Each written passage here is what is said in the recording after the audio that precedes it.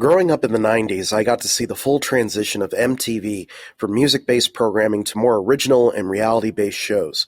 Shows like Celebrity Deathmatch, Jackass, The Tom Green Show, and Clone High were all standard viewing for my sister and I. We'd constantly quote Clone High to each other, and we still do. Then in 2000, we caught a show that took us completely off guard.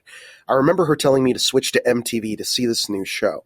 What I remembered was people in an abandoned prison, scared out of their minds, and trying to complete scary tasks to win money. We were hooked. That show was FEAR. It was one of the first paranormal reality shows ever produced, with all the standards that we see today in shows like Ghost Hunters and Ghost Adventures.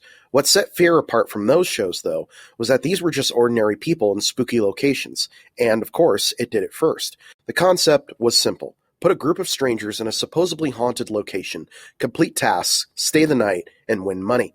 The locations were widely varied from abandoned factories, mental institutions, prisons, and even a former cultist camp.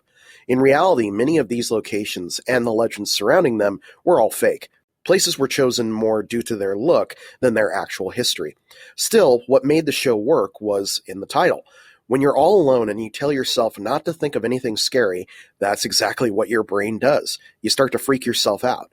Combine that with a creepy location and a ghost story, you get people feeding into that paranoia and fear resulting in them freaking out and jumping at noises and shadows. It didn't matter if the legends weren't real. The contestants getting scared was why you watched. The mood of the show was what really sold it. The team would get orders from a monotone computer voice for their mission.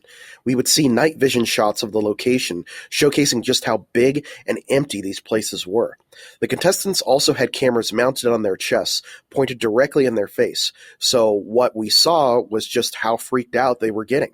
The stories about these locations, despite not being true, were really creatively written. Things about cults, poltergeists, murders, shape-shifting demons. My favorite part of the show was hearing about what supposedly happened in these places. A lot of the challenges they had to complete were them sitting alone for a long time in silence, or having to reenact some event that happened in the area.